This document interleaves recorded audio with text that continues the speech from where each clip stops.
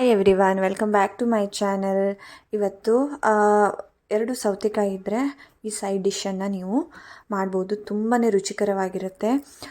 ನೀವು ಇದನ್ನು ಹಾಗೆ ಅನ್ನಕ್ಕೆ ಸಹ ಕಲಿಸ್ಕೊಂಡು ತಿನ್ಬೋದು. ತುಂಬ ಚೆನ್ನಾಗೇ ಇರುತ್ತೆ. ಇಲ್ಲ ದಾಲ್ ರಸಮ್ ಇದ್ದರೆ ಸೈಡ್ ಡಿಶ್ ಆಗಿ ಯೂಸ್ ಮಾಡ್ಬೋದು. ಮೊದಲಿಗೆ ನಾನಿಲ್ಲಿ 2 ಸೌತೆಕಾಯಿಯನ್ನು ತಗೊಳ್ತಾ ಇದ್ದೇನೆ. ಎಳೆ ಸೌತೆಕಾಯಿನೇ ನೀವು ತಗೊಳ್ಬೇಕು.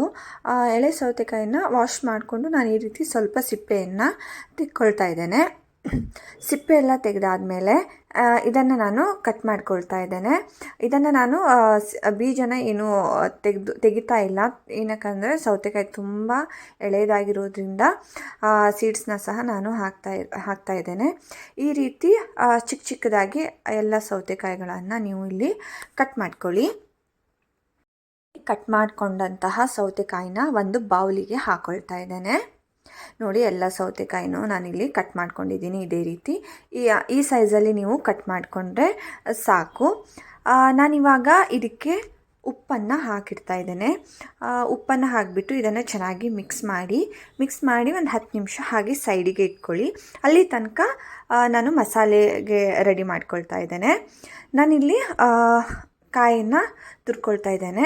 ಇದಕ್ಕೆ ನೀವು ಫ್ರೆಶ್ ತೆಂಗಿನ ತುರಿಯನ್ನು ಯೂಸ್ ಮಾಡಿದ್ರೆ ತುಂಬ ಟೇಸ್ಟ್ ಬರುತ್ತೆ. ಸೊ ಅದರಿಂದ ನಾನು ತೆಂಗಿನಕಾಯಿ ತುರಿಯನ್ನು ತೊಗೊಂಡಿದ್ದೇನೆ. ಹಾಗೆ ಸ್ವಲ್ಪ ಶುಂಠಿ ಹಾಕ್ಕೊಂಡು, 1 ಚಮಚ ಸಾಸಿವೆ ಹಾಕ್ಕೊಂಡು, ಸ್ವಲ್ಪ ಹುಣಸೆ ಹಣ್ಣು ಹಾಕ್ಕೊಂಡು, ಸ್ವಲ್ಪ ಅರಿಶಿಣ ಹಾಕಿಬಿಟ್ಟು ಹಾಗೆ ಒಣಮೆಣಸಿನ್ಕಾಯಿನ ಹಾಕಿ 4 ಬೆಳ್ಳುಳ್ಳಿ ಹೆಸಳನ್ನು ಹಾಕಿ ಸ್ವಲ್ಪ ನೀರನ್ನು ಹಾಕ್ಕೊಂಡು ಇದನ್ನು ಚೆನ್ನಾಗಿ ಗ್ರೈಂಡ್ ಮಾಡಿಕೊಳ್ಬೇಕು.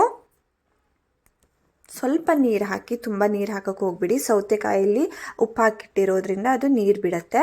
ನೋಡಿ ಎಷ್ಟು ನುಣ್ಣಗೆ ರುಬ್ಕೊಂಡಿದ್ದೀನಿ ಅಂತ. ಇವಾಗ ನೋಡಿ, ಇದು ನೀರು ಸಹ ಬಿಟ್ಟಿದೆ.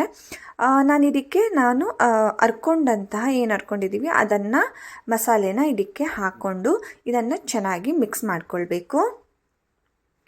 ಈ ರೀತಿ ಚೆನ್ನಾಗಿ ಮಿಕ್ಸ್ ಮಾಡ್ಕೊಳ್ಳಿ.